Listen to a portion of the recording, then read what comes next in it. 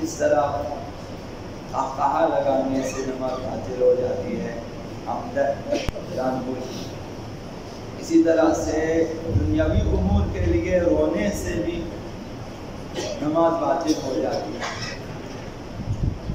دنیاوی امور کے لیے۔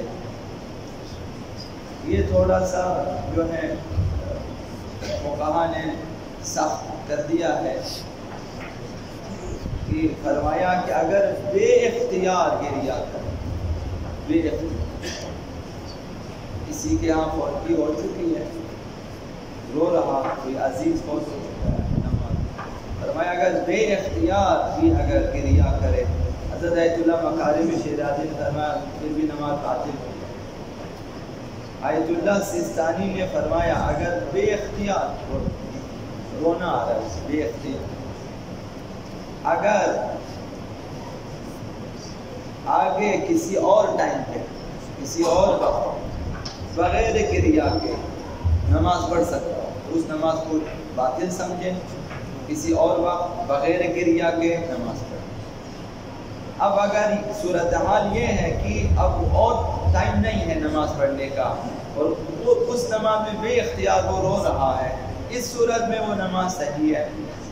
اگر ٹائم ہو تو اس نماز کو دوبارہ پڑھنا چاہیے بغیر گریا کے۔ تو یہ دنیاوی امور کے لیے رونے کے سلسلے میں، کوئی عزیز فوت ہو چکا ہے، کوئی خسارہ ہو چکا ہے، کوئی بڑا نقصان ہو چکا ہے، یا مثلا کوئی درد ہے، رو رہا ہے، تو لہٰذا اس سے زیادہ بہت احتیاط کرنے کی ضرورت ہے۔ دوسرا مسئلہ، اگر نماز گزار مقام دعا میں ہے، جیسے قنوت میں یہ مقام دعا، سجدے میں انسان دعا کرتا ہے، رکوع میں دعا کرتا ہے، مقام دعا میں دنیاوی حاجت طلب کرے، دنیاوی حاجت، ربنا آتنا فی الدنیا حسنہ وفی الآخرۃ حسنہ، ہمیں دنیا میں بھی حسنہ، آخرت میں بھی ہمیں مثلا حسنہ دے، تو جو بھی ہے دنیاوی حاجت ہے طلب کرے مقام دعا میں، اور اسی دعا کے دوران خداوند متعال کی بارگاہ میں تذلل، فروتنی اور اپنی عاجزی و پستی کے احساس کے ساتھ گریہ بھی کرے۔ طلب دنیاوی ہے اور خدا کے سامنے فروتنی کے لیے گریہ کرتا ہے، عاجزی سے، تواضع سے، اسی نیت سے۔ اگر اس مقام پر ہو تو دنیاوی حاجت مانگے، کوئی حرج نہیں ہے، نماز بھی صحیح ہے، گریہ بھی ہے، دنیاوی حاجت طلب کی ہے، دونوں صورتوں میں۔ گریہ اگر خدا کی بارگاہ میں ہے بعنوان تذلل، بنیت تواضع، فروتنی و عاجزی و انکساری، تو وہ نماز بھی صحیح ہے، دعا بھی صحیح ہے۔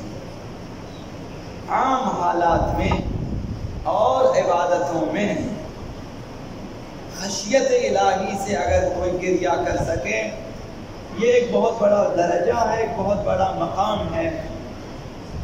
آقا امیر المؤمنین علی بن ابی طالب علیہ السلام ارشاد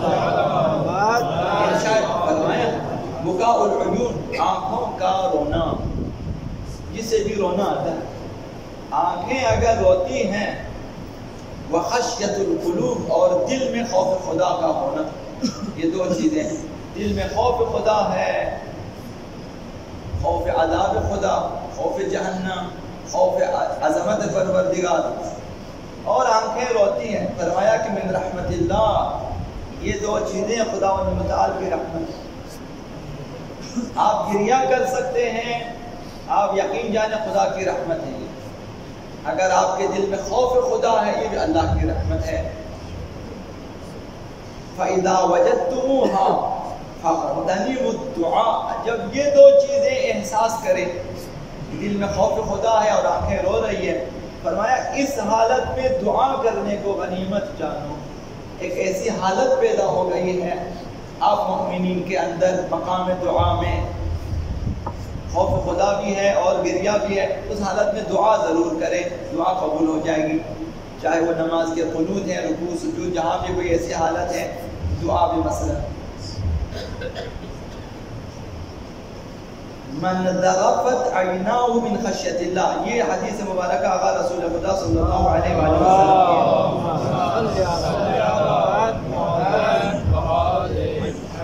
اگر کسی کی آنکھیں خوف خدا میں روتی ہیں، خوف خدا میں خشیت الہی سے روتی ہے، کان لہ بکل قطرۃ من دموع، جس قدر قطرے آنسوں کے گریں گے، ہر قطرے کے حساب سے مثل جبل احد یکون فی میزان، میزان اعمال میں کوہ احد کے برابر ثواب ہوگا، کوہ احد کے ہر قطرے کے حساب سے۔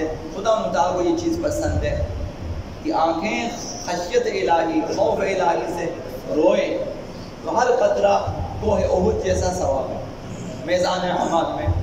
اب آپ کے اعمال تولے جائیں گے، وزن کیے جائیں گے، تو وہاں پر یہ قطرے ڈال دیے جاتے ہیں، تو اعمال میں وزن پیدا ہو جاتا ہے۔ قیامت کے دن اعمال میں وزن دیکھا جاتا ہے کہ عمل میں کس قدر وزن ہے، اسی حساب سے انسان کو ثواب ملتا ہے۔ تو یہ آنسو جو خوف الہی میں گرے اس قدر وزنی ہے میدان اعمال میں، آپ کے اعمال میں وزن پیدا ہوتا ہے۔ وَكَانَ لَهُ مِنَ الْأَجْرِ بِكُلِّ قَطْرَةٍ عَيْنٌ مِنَ الْجَنَّةِ، ہر قطرے کے حساب سے جنت میں جو ہے بہشتی چشمہ اس کے لیے ہے، جاری ہے، ہر قطرے کے حساب سے علی حافتیہا، ان چشموں کے دائیں بائیں کناروں پہ، من المدائن والقصور، خدا تعالیٰ نے شہروں کو آباد کیا ہوا ہے اور قصریں خدا نے بنا دی ہے، وہ ایک مومن کے لیے ہے جس نے خوف خدا میں گریہ کیا ہے۔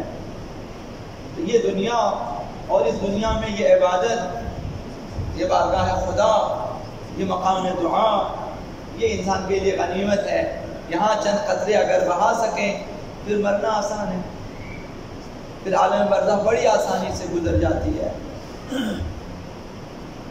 پھر چشم زدن میں قیامت آ جائے گی، شاید آپ جنت پہنچ چکے ہیں تب آپ کو پتہ چلے کہ میں تو ادھر آ چکا ہوں، احساس بھی نہ ہو انسان کو خطرات کا، یہ بھی ہو سکتا ہے۔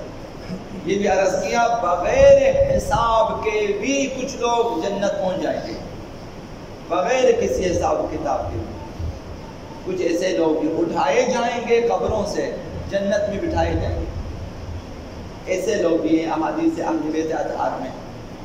یہ اسی دنیا میں یہ چیزیں ممکن ہیں ہمارے لیے، اگر ہم مثلا سستی نہ کریں کہ خداوند متعال نے فرمایا کہ ہر قطرے کے حساب سے جو خوف الہی میں آنکھوں سے بہے، جنت میں چشمے جاری ہیں اور چشموں کے دائیں بائیں شہریں آباد ہیں، اور وہاں پر قصریں ہیں کہ ما لا عین رأت ولا اذن سمعت ولا خطر علی قلب بشر، کہ وہ شہر، وہ چشمے اور وہ قصور، عمارتیں نہ کسی کی آنکھوں نے دیکھا ہے، نہ کسی کان نے سنا ہے، نہ کسی دل میں اس کا خیال بھی آیا۔